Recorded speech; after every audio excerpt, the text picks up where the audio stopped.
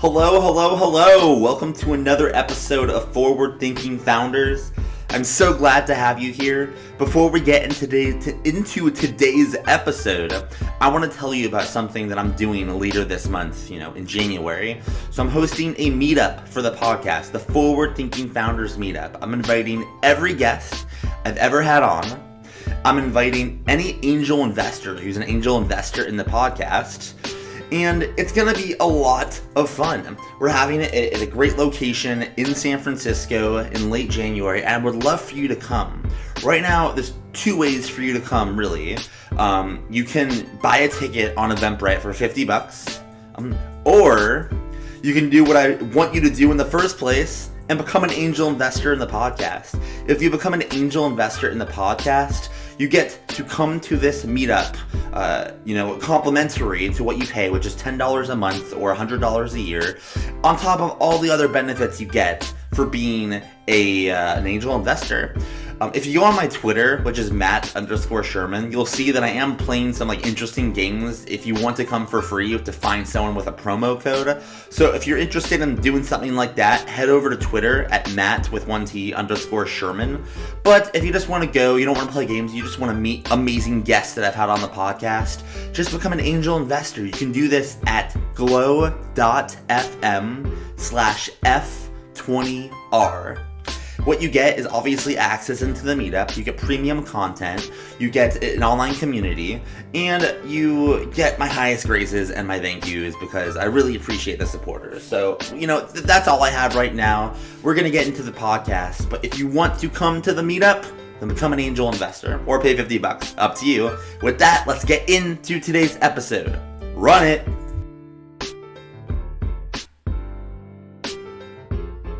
All right, how is it going, everyone? Welcome to another episode of Forward Thinking Founders, where we're talking to founders about their companies, their visions for the future, and how the two collide. Today, I'm very excited to be talking to Ed Harris, who is the creator of SharpestMinds. Ed, welcome to the show. How is it going? It's going great. Thanks so much for having me, Matt. It's really great to be here. Yeah, I'm very excited to have you on just because you are building a product that is definitely that intersects with one of my, a few of my actual very deep interests. So I'm excited to dive in. But kind of with that, I'm sure a lot of people listening have no idea what you do or what the product is. So let's start there. What is SharpestMinds? So SharpestMinds is a mentorship program for machine learning and data science that is powered by income share agreements. And if you haven't heard of income share agreements before, what that means is that if you're going through the mentorship, you don't pay anything until you're hired. And when you're hired, you pay a percentage of your first year of salary. And mentors do income share agreements with mentees individually. So that means that your mentor will individually be like, I'll ask for 5% of your first year salary or whatever, and SharpestMinds makes money in a similar way. Okay, so let's walk through almost the UX. If I was if I am a mentor. So let's say I'm a data science whiz, which I'm not, but we're pretending that I am. And so I would do I go onto the platform and just raise my hand and say, hey, I want a mentor? Or actually, can you just walk through the process of how a mentor gets involved, and then we'll do the opposite side after? Absolutely, yeah. So it's pretty straightforward. As a mentor, you have to apply to join as a mentor. And what we do is we do a screen of your LinkedIn and experience and so forth. We do an interview and onboarding and screening. And then from there, you come on board, answer a few questions we use to help match you, and you can, mentees will generally apply to you. So generally, you sit back and mentees will apply to you, and you can interview them and decide, does this feel like someone that I'd like to work with or not? Because if you think of it from the mentor standpoint, a mentor who wants to work with a mentee is effectively an investor in that mentee. So if you're a mentor, you're like, yeah, I'm going to invest my time, my valuable professional time that is worth quite a lot per hour into you. And so I need to screen you and get a sense of who you are. I want to enjoy the experience too. So I want to chat with you and figure out just are we personality wise compatible? And then if the answer is yes, then I, as a mentor, make you a mentorship offer that says like, I'll work with you for this much time, this many weeks, this many hours per week, and I'll ask for this % of your salary once you get hired. So it's a true marketplace. Mentors can set the terms that they want. We sometimes have mentorships that are like as short as 4 or 5 weeks if someone's already nearly ready, and some that are as long as a year if they're just like, I want to work with someone who's totally green and take them from 0 to 100. Man, I'm getting so many questions that are popping up. This is great. So I don't know why this is sticking out in my head, but I am curious about the like, how do you vet, or I guess the word isn't vet. It's like they apply and then you screen all the mentors. I'm sure you get people from someone who's read a basics data science book all the way to like a PhD in data science, right? Like all different types. And there's a cutoff, obviously, where you're not going to take people. How do you think about this? Is it very quantitative, where you need X amount of skills? Is it qualitative, where you need this type of personality? Or how do you think about that on who you take and who you don't? Are you talking about mentors here, right? Talking about mentors. Yes. Got it. So for mentors, we have a basic universal standard, which is you should have at least 1 year of experience in a data science role before you qualify to mentor. Beyond that, one of the magical secrets of what we do is the deal we offer to mentors is the kind of deal that doesn't really appeal to you if you're not genuinely confident in your own abilities. So if I'm a mentor and like deep down inside, and this, by the way, this isn't the only reason why you wouldn't mentor, but like it's just a class of reason why you wouldn't. If deep down inside you're like, oh, you know, I don't really think that I can get someone up to this point, I'm not really confident in myself, then you will discover better things to do with your time than to mentor when your payment is purely based on the quality of like what you do. And so what ends up happening is like people who are truly confident in themselves, or people who just love the idea of mentoring. You see this a lot in educators who have left whatever they were doing to do something else and they miss it. They just miss like, oh, like I was TAing during grad school and I love that interaction. People who miss it and want to come back to it, who truly are like, really, really love it. These people are actually some of the most effective. The kinds of people who are just like, when you talk to them and they're like, I don't care so much about the money, you can almost always just be like, oh, okay, you're probably going to make a lot of money through this. It's kind of this funny thing where for anything that's really results based, passion tends to come before the returns. And so and structuring stuff like this, the same way that just like being a startup founder is a pretty effective filter for like people who are truly passionate in ideas. This turns out to just be a good, effective like pre-filter. People self-select as I'm really interested or I'm really confident. So there's actually, if just the act of applying to a program like this doesn't completely pre-qualify you, but it significantly pre-qualifies you as a quality person. It almost makes me think of a Naval quote that I'm definitely going to screw up, but it's something along the lines of short-term people play games with other short-term people, and like long game people play games with long game thinkers. That was not exactly correct, but you kind of get the gist. It's like, yeah, if you're going for the long game, you're playing the long game, and I feel like you attract other people in it for the long game versus yes. the opposite. If you play an iterated game, the gains from your prior iterations compound into the future in so many ways. Like you develop a reputation as a mentor. Some of the best mentors have this phenomenon happen to them where they simply like, they never have to look for mentees again, because what happens is one of their mentees gets hired, other mentee ropes in like their buddy who's like, hey, you should like talk to my mentor, he's really good. And then it just happens in this endless string of referrals. So really good mentors just have this referral dynamic that develops around them.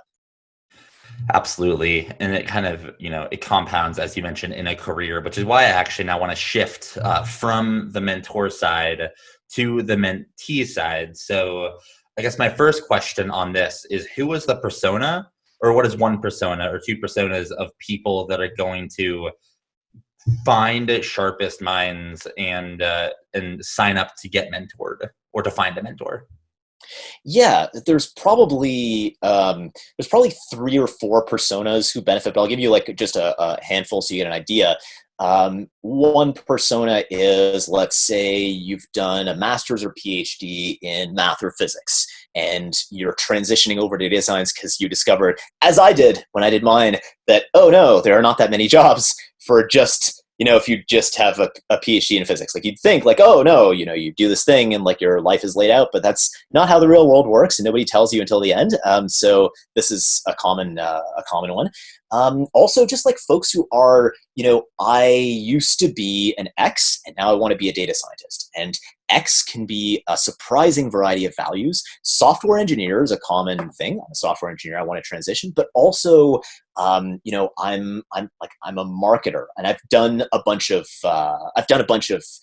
like a bunch of online courses. I've done a bunch of MOOCs, stuff like that, or I've done a boot camp or two. Like, in order to get the most value out of our program that you can, you have to start with some baseline level, but and you can obtain that in one of any number of ways.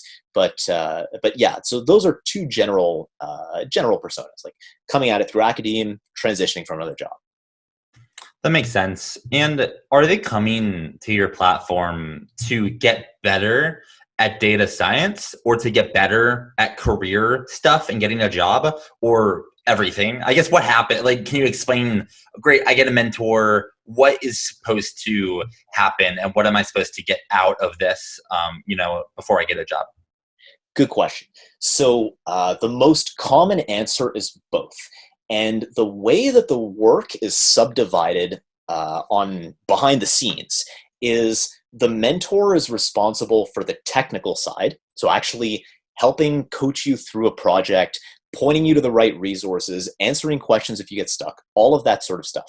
And the mentor actually has the ability in our like mentoring system to mark you as like, yeah, I think Matt, I've been working with Matt for the last like 2-3 months. I think he's ready to go now. I think he'd do well in a job.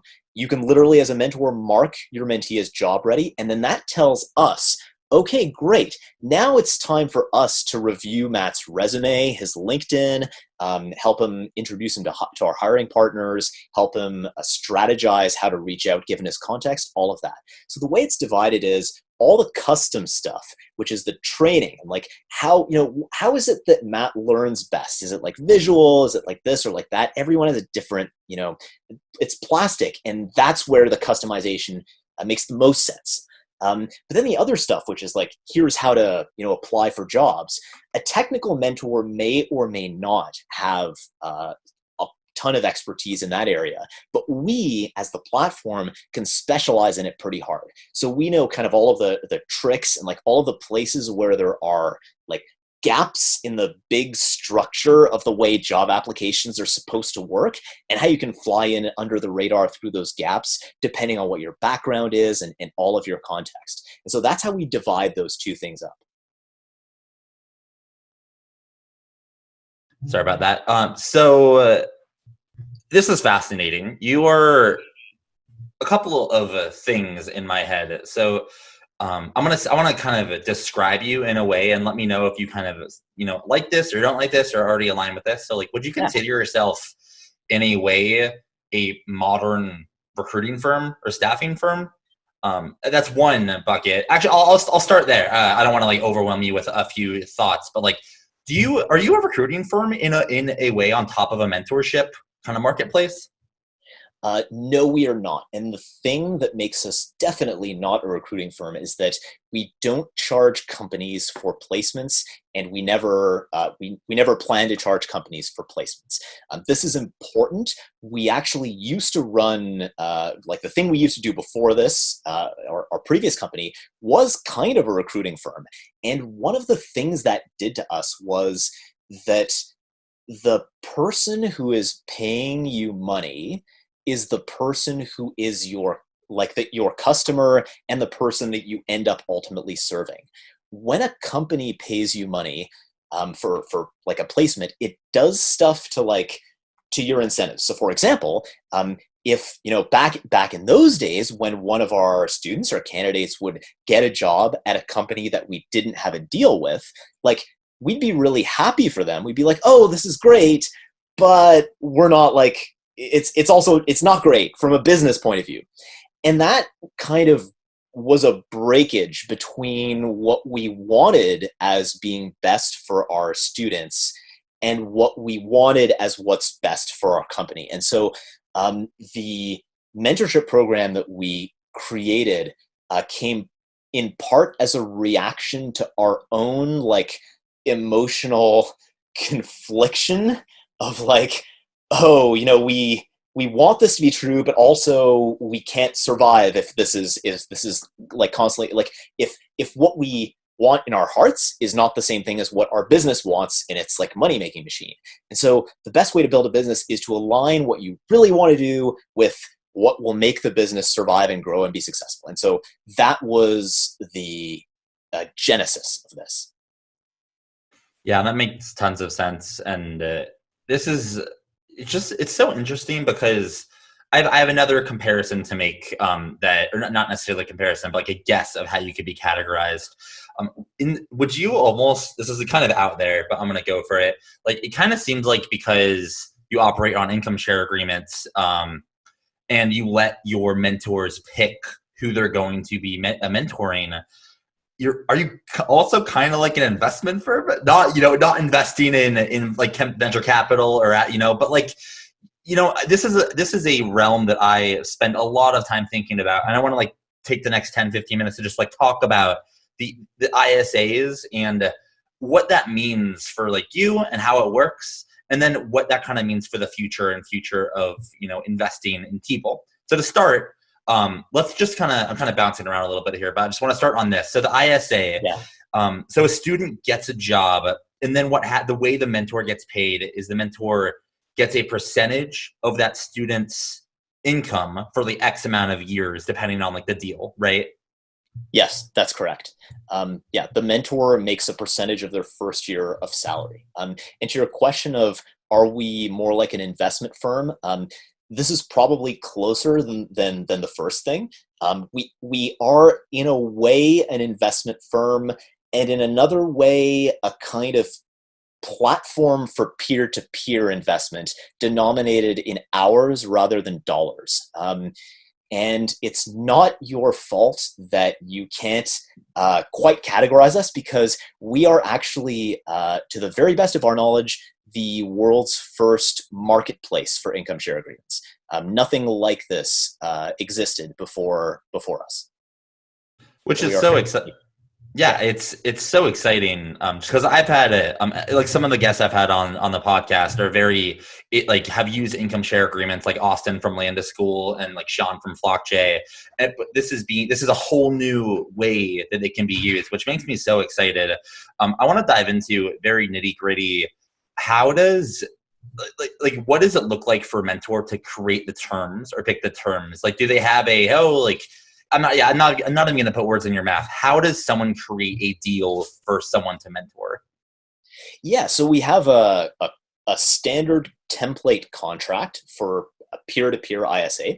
And the way it works for the mentor is they basically just use one of our online forms in our web app and fill out the details. The details are how many weeks they're going to work with you as a mentee, how many hours per week as a minimum they're going to work with you and commit, and what percentage of first year salary they're going to ask for.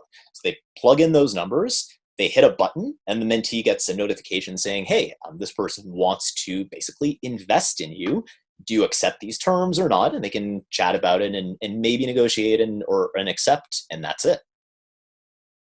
Okay, so I have some, honestly, they're going to be kind of weird questions, but the ones that are popping up. So I can't help but think about this from an investing angle, because like I spend a lot of time just thinking about VC and that stuff. So like I kind of have a few questions around that realm. Let's say someone like James Gallagher comes on your platform, and James is the youngest podcast guest that I've ever had on. He is going to be very successful, and I just know that like I would love a small piece of his upside and help him get there, right? Help him get to the next level.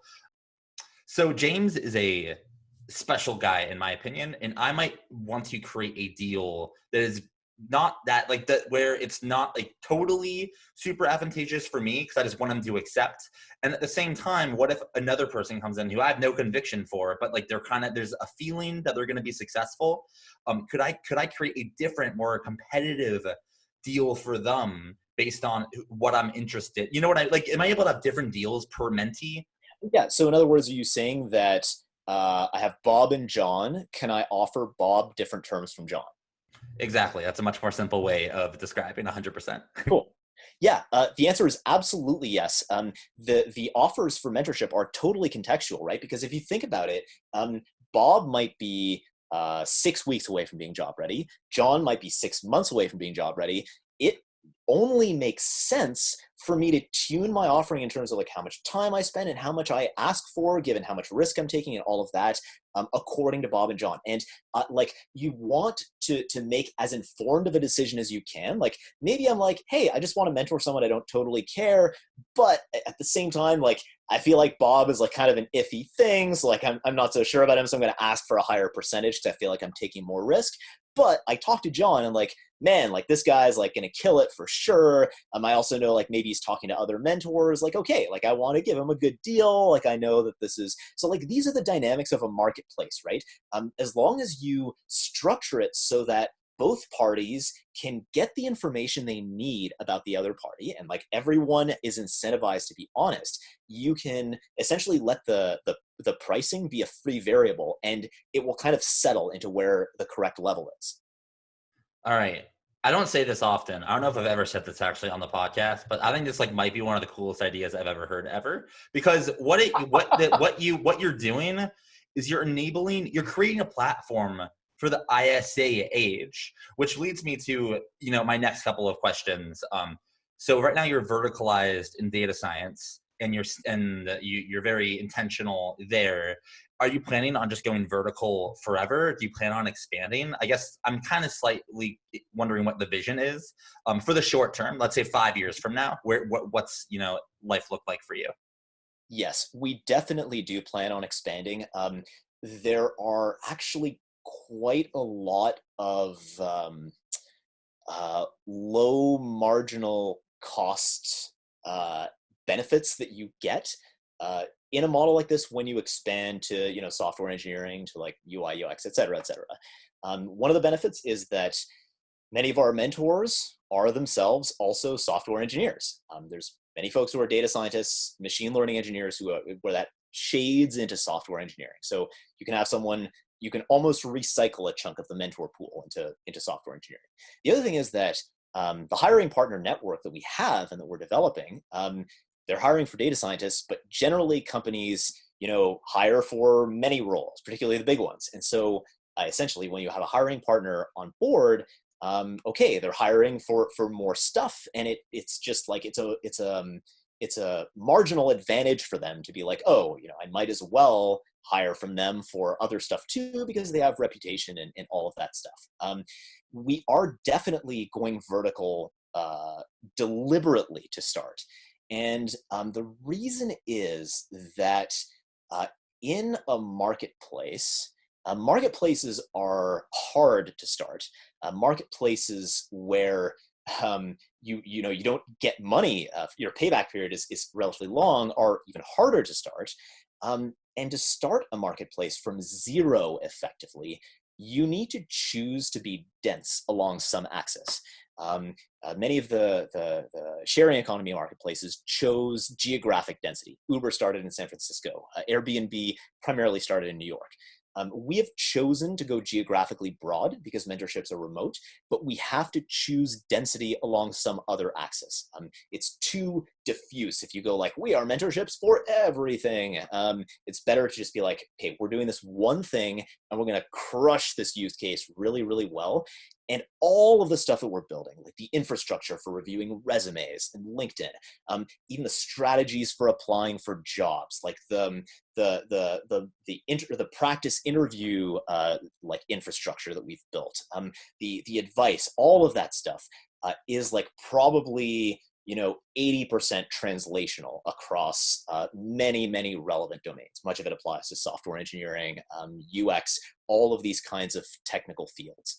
A lot of because we've chosen to own the layer of this process that is the job search layer, right? The stuff that's different is what the mentors do. It's like, I'm going to train you in this, I'm going to train you in that, in all kinds of different stuff.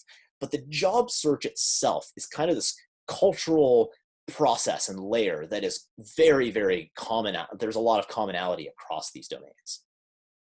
So the last point you mentioned makes me think about the future of education and the future of work. And I kind of see some trends happening where obviously people are learning through their own learning, through like YouTube, through Udemy, through Udacity, through like a Lambda School or whatever. Do you have you thought about, or do you see yourself going in a direction where you pair self-learners with a mentor, which almost replaces, I mean, this might sound weird to say, but almost even replaces the new school boot camps, even old school universities, because mentorship, life's about mentorship. And if the education's available online, are you cutting out every school in the world and doing it mentorship driven? Not in a negative way. I'm not trying to make it sound like a bad thing, but you know what I mean? So this gets at the root of the economics of education at different stages. Mentorship has the highest ROI in the later stages of the educational process. So after you've learned the basics, even if you've gone to like a cookie cutter type, CS degree or whatever, something that's like kind of baked in big batches, if you like. The last final step that takes you from, yeah, I know the basics in something to like, I now have a job. That's the step where mentorship has the highest ROI. Combine that with the fact that mentors, by definition, are expensive people. They are senior engineers in highly paid functions in companies that desperately want to keep them on board as employees and pay them a ton of money. In order to there's a kind of Baumol effect to this, which is like you have to give these people enough of an expectation value on the upside to rip them away from other stuff that they might otherwise be doing. And that's hard because you're competing with Google for the time of this valuable person. And so this, by the way, this is why an investment model for mentorship is kind of the only way that can really work to incentivize this in the long term. It's the same way how we, even at our stage, we couldn't buy the time of the president of Y Combinator. We couldn't buy Michael Seibel's time for cash. We just couldn't afford it. But because we went through YC, Michael Seibel is, as a partner, an investor in us. And so we can get his time and office hours from him because of the expectation value of our own company's value. In the same way, you are, as a mentee, you're trading on your expectation value for the time of your mentor. But what that means is that earlier on, when you're learning the very, very basics, number one, it would require much more time from a mentor to take you from zero up to this secondary point. Number two, you don't need it as much. The basics are there are courses on there. There are good MOOCs. There are ways of just being here's the content and so forth. And you can train people in that context with less expensive talent and TAs. So you don't need an elite person to train you. What you need is another human being to look you in the eye and ask you what progress have you made? Big, huge value of interpersonal training is that. It's just that motivation, but also someone who's one or two steps ahead of you in the process. And so you see outfits like Lambda School do it that way, where they have later students helping to train the earlier students, less expensive people, because at that stage, when you're kind of at the trunk of the tree, it makes sense. You don't need super expensive people to train you yet. It's only when you've passed the point of stuff that can be learned in a big batch format.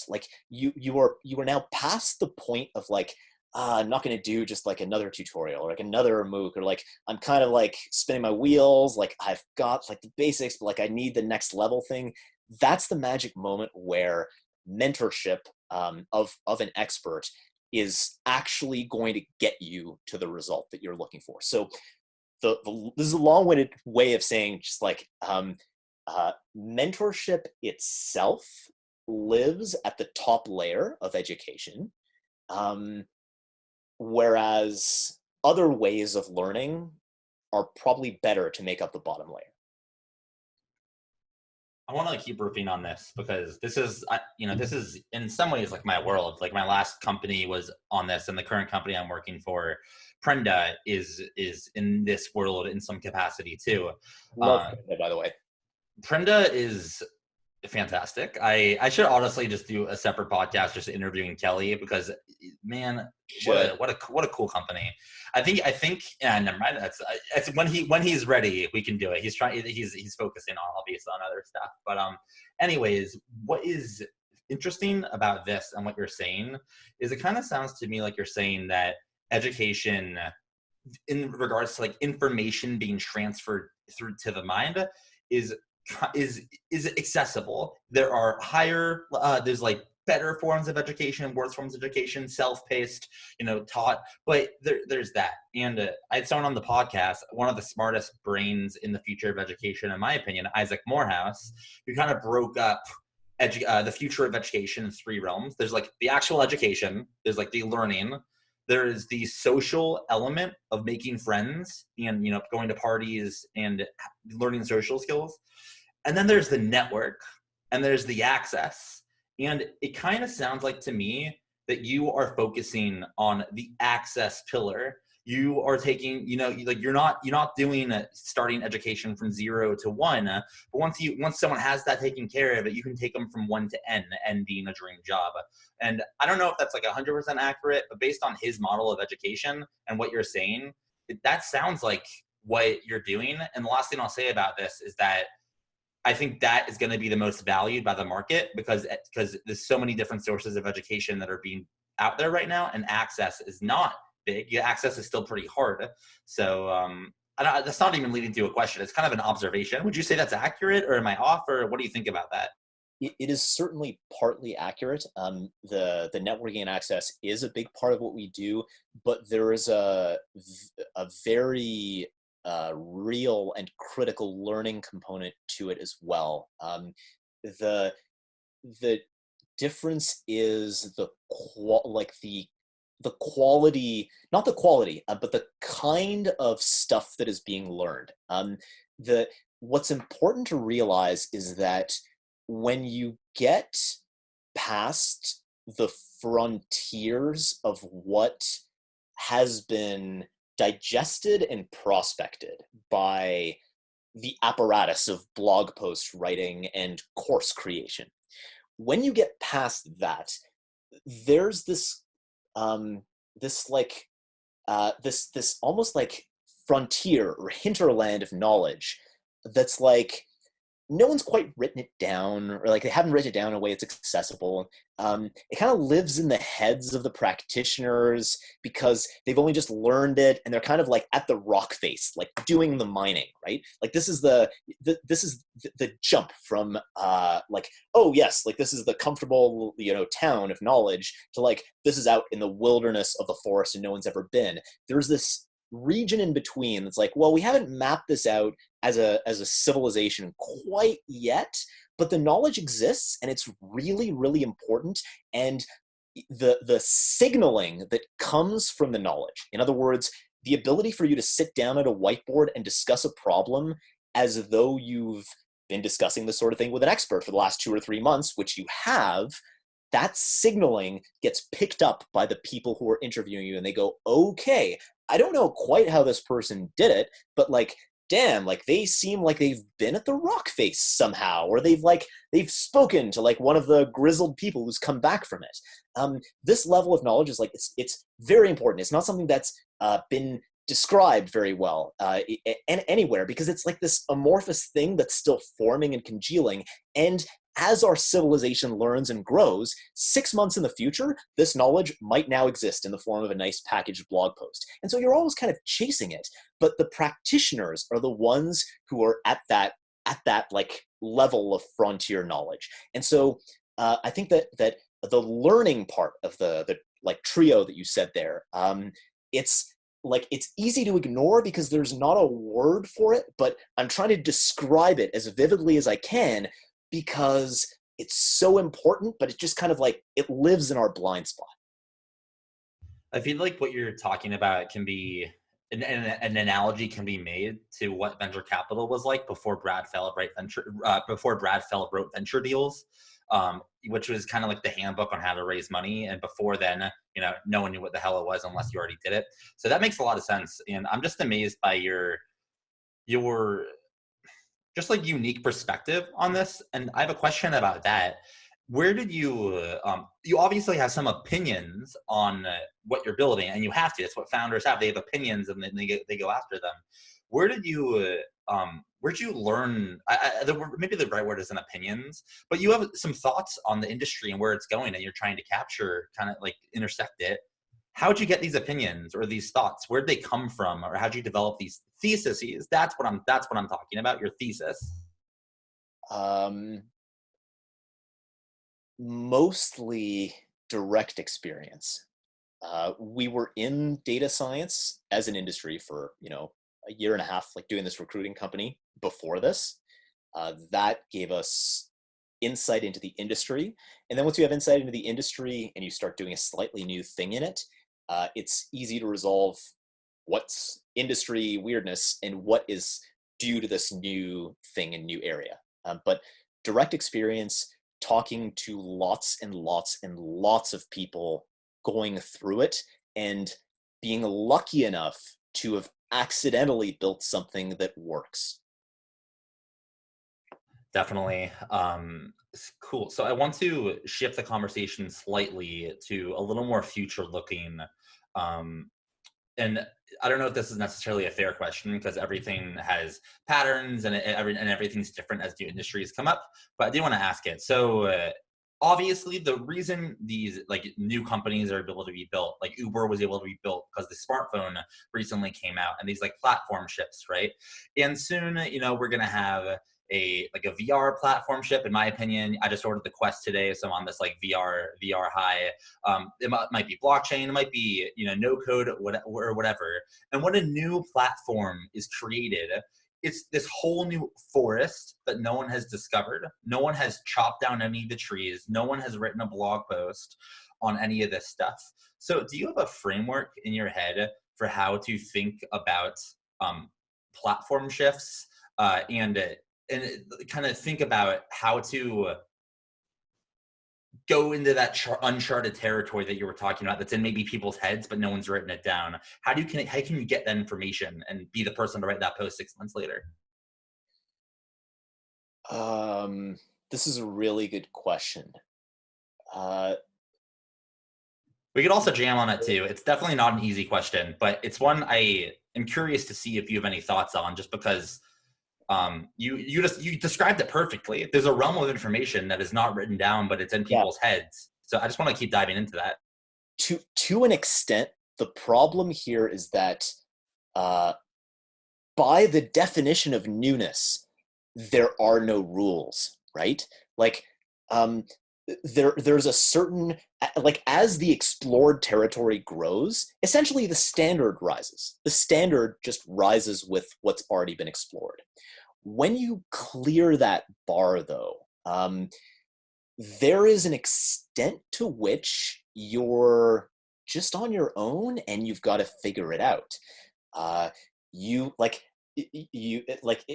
of just have to follow what it is that you're truly interested in, and that's something special because it keeps you going past walls that will stop most other people. And just getting past those walls is like a big part of the problem. But the other thing is, like, sometimes, most often, there's just nothing behind the wall, and so you just wasted your time. This is just the way it is. You have this unexplored landscape of hills and valleys. You're maybe trying to, get to a valley, let's say, like that's your goal. You have to climb a hill to get there. But sometimes there's just no valley, or the valley's not worth it. The point of unexplored territory is that nobody knows what's in it or exactly how to explore it. The one technique that this is, by the way, an almost perfect analogy to gradient descent in machine learning itself, is like you have this big territory and like how do you explore it? And so probably the one piece of advice that is actually is something that I found works really well for me. And that's also an analogy to a way that machine learning algorithms, like that you get a machine learning algorithm to optimize to learn, is this idea of a cyclic learning rate. So that means diving really deep into something, and then after you've done a deep dive and worked like heck for a long time, taking a step back and like thinking about like, okay, am I even doing the right thing? Am I aimed in the right direction?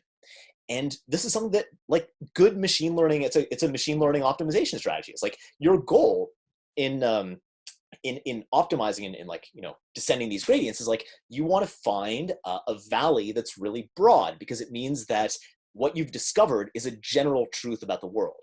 If you find a valley that's too narrow, you've kind of found a pathological case. And so you want to be able to jump out of narrow valleys by taking a break, looking back, and like doing a bigger jump than you otherwise normally would.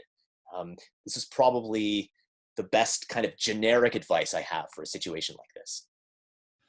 Yeah, it's really cool how you can tie that to an actual like algorithm, or I don't know if you would call that an algorithm, but like something that happens in machine learning. Obviously, I'm showing my depth of knowledge in regards to the technology, which is not much. But the reason I bring that up is because something I'm seeing, and I've been very active about this on Twitter, for better or for worse. But the SEC, the Security Exchange Commission, which kind of just they do a lot of things, but one of the things they do is tell you who can invest in what. And right now, like startups cannot get any investors unless they're an accredited investor, which means for people listening, $1 million net worth or $200,000 in salary 2 years in a row. And they have now been talking about eliminating that and changing it so anyone can invest. And here I am, I'm just like, wow, like I got a podcast where I talk to, a bunch of early stage founders, and I feel like I'm pretty good at finding early stage people. Like, what does this mean for me? And like, and I'm just starting to go through the mental cycle of this could be a brand new forest to explore, and I'm ready to like put on my goggles, break out my axe, and start exploring. But it's just, obviously they have to change the regulation first. Yeah, I think this is a really fascinating idea. I think it might net be a really good thing, but it's also, it has the potential to be something that is less than good for the average person. Because one of the things that we see historically is when you, like the rule for accreditation came in the wake of the dot-com basically, where you had people lose their life savings, right, over all these things. And you see this also in crypto, where like the moment that even there's the perception of a relaxation of this rule structure, you get the development not just of frauds, but of business adjacent structures that are optimized for pure investor fraud. Like they are literally, you get the incentive gradient is so strong that you end up with a group of people who, because they just like, they forgot about their morality or whatever, they like, they go to bed at night thinking of like, how can I fraud people the best? And they wake up in the morning and they work 9 to 5 on this thing that's designed to fraud people the best. So the risk isn't like relax the condition and like everything will be as it was before, except more people will be able to invest. It's like relax the condition. That causes an incentive of like giant fraud, but depending on how much the condition is relaxed, because it's going to be different. But like that may create like an incentive for just giant fraud machines to come into existence to extract wealth from people. So I think there's probably a way that they could do this really well, but there's a history of potential risk with something like this. So something that I've seen from a company called Republic, which actually allows anyone to invest in, any startup through crowdfunding. It's through the SEC, but it's just this very kind of high friction way. And Republic, like when I'm on it, it limits me on how much I can invest. And right now, I think it's like $2,000. I think I've invested like $200 in the last year. Like I'm not a wealthy person, at least yet. But if I was wealthy, and let's say I got wealthy from real estate, right? Not tech. I can't go on in Republic and invest $100K into a startup. Like it caps me. And I feel like it would be smart for the SEC to do the same. But at the same time, like the SEC is not going to build technology to cap everyone. That's not going to happen. So I guess I'm also intrigued to see what will happen there. My last point on that is, all I know is that, I feel like I'm a pretty good person and a pretty moral person. And if the SEC changes their laws to allow anyone to invest, or at least allow me to do investing, whatever it is, I feel good about that, because I think, I would do good things with that money just based on like the quote unquote deal flow I see. And it's just exciting for me, although I do know that, a lot of people would take horrible advantage of it and lose tons of money and rip off a lot of people. It has the potential to be a spectacular benefit. Don't get me wrong. I think the reason why the current regime is in place is that it's simple and cheap to check and enforce, and it's reasonably effective. There's probably a lot more of the rule space that could be explored. Are you familiar with the seal put on by Earnest Capital? Are you familiar with either of those names? No. Okay, so Earnest Capital is this company similar to like an indie VC or it's pretty much revenue-based investing. What that means is Earnest Capital has something called a seal, where I think it means a shared earnings agreement. Something, I'm not getting the acronym right, but similar to you, but instead of investing in people, they just invest in companies. But and instead of getting equity, they get their principal plus 2x or 3x or something like that. And it just makes me wonder what the future of investing is going to be. Do you have any thesis on the people side? Like right now, you're enabling people to invest in other people through your platform. Do you think this is going to become more common through ISAs? I guess, what are ISAs going to enable the future to look like? So there are platforms that allow already for investment in ISAs, securitization essentially of ISAs. Edley is probably the most famous and biggest one at the moment. This is probably, and of course, there's Blair as well, really great company. I think this is going to become more and more common, mostly just from because it's in the wake and kind of dragged along by the brute fact that an ISA model is strictly better than traditional education in every domain where you expect to make material money from your career. And so over time, this is just going to become the way the world operates. You're going to want, as much as possible, stuff to convert over to ISA. And if you think about that, and if you think about us, like the way that we're actually positioning ourselves for the long term, like you look at it like the world is all ISAs. It's much harder to start a boot camp now because you need to build a whole bunch of stuff to start a boot camp. You're no longer just a person teaching. Maybe that's what you love to do. Maybe you love to teach, but you just don't you don't really care to introduce people to companies or like review the resumes or whatever. You just love to teach. People like that today can still start a boot camp and be successful. In the future, they won't be able to, because it's always going to be like, well, where's the ISA and like, what are the terms for it and blah, blah, blah. So if you think about us from that standpoint, and if you think about what we offer to mentors and how that maps here, like what we offer to mentors, we've now built up so much infrastructure around this that our deal to mentors is, look, all you have to do is teach really, really well, and we will take care of everything else.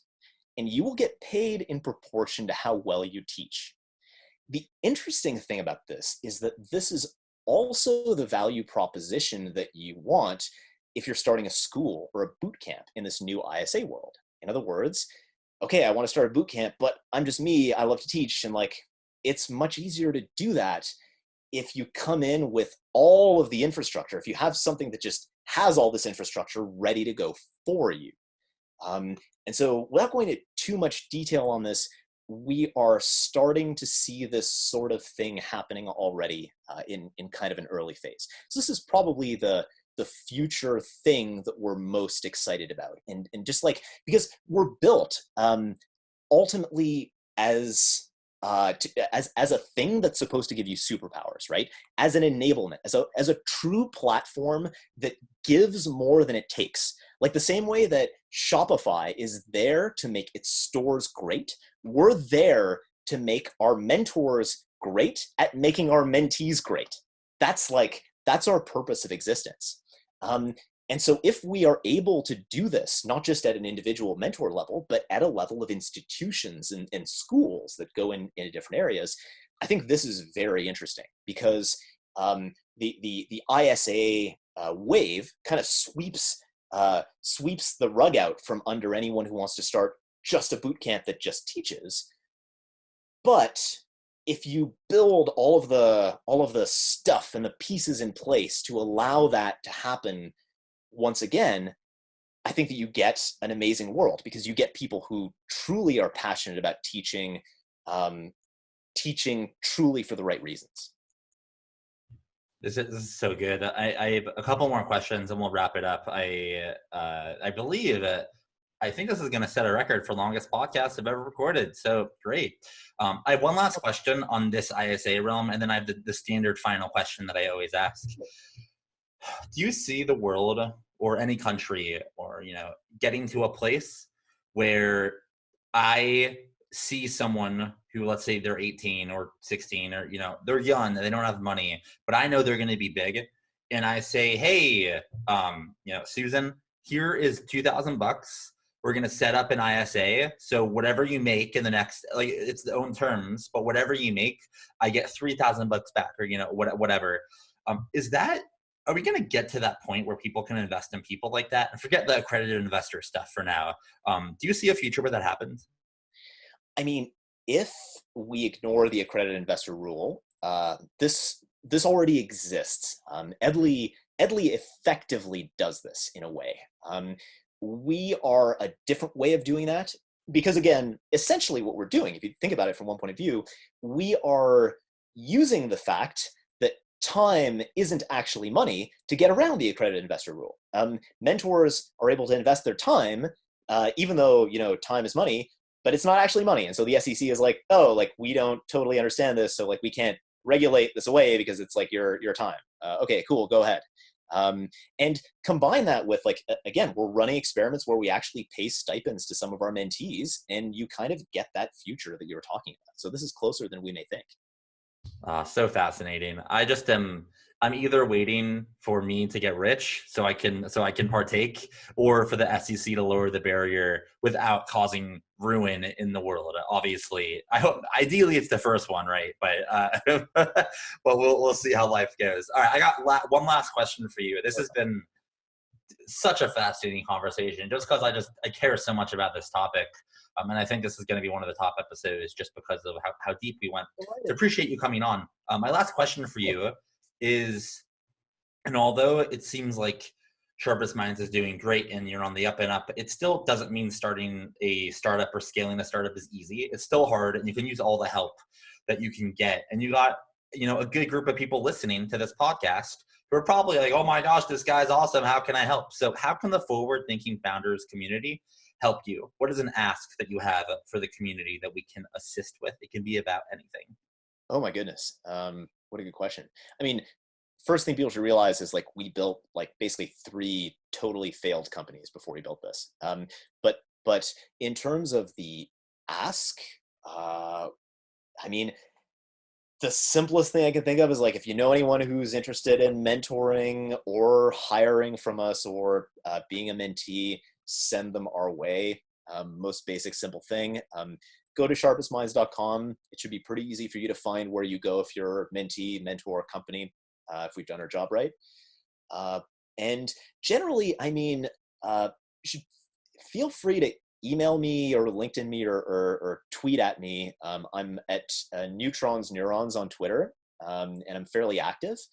And ask me if you need anything or have any questions. You'll probably add these social media links, but like I do generally help folks if they're like, oh, I have a question about what kind of machine learning project I should build, or like how do I do this or that. I'm generally like quite responsive. So yeah, feel free to ping me if you need it. Yeah, I second that. I think the way we got in touch is I just Twitter DM'd you and you responded like 30 seconds later. So that was great. I love when people respond. Actually, I mean, we'll finish the podcast in literally a second, but I just think Twitter DMing is like this superpower that many people don't realize, what goes down in the DMs, but great things go down. But one of the things I'll say is one of the secrets, if you're a founder, is VCs are very often more responsive over Twitter DM than over email. That is true. I second that. And with that, we'll finish the podcast on that genius insider secret. So cool. Well, thank you so much for coming on to the podcast. As I mentioned, this was fascinating, and just best of luck to you as you grow and build the future of whatever industry this is going to end up being. Delighted to do it. Super, super fun. Thanks so much, Matt, for having me. Okay, I hope you enjoyed that podcast. And if you did enjoy it, and you have enjoyed previous episodes, and you by chance would want to meet a good amount of the guests I've had on the podcast, then you should come to the Forward Thinking Founders Meetup. If you listen to the beginning of this episode, you know how to attend, how to get the information. But if you forgot, all you have to do is become an angel investor in the podcast for $10 a month or for $100 a year. You get access to all our in-person events and online communities and premium content. It's a hell of a deal, and let me be honest, it really supports me as a creator. So if you're interested in meeting some of the guests and me, your host, at this meetup in San Francisco late January, go to glow.fm/F20R. And let's make it happen. Hope you have a great rest of your day, and I will see you tomorrow. Peace.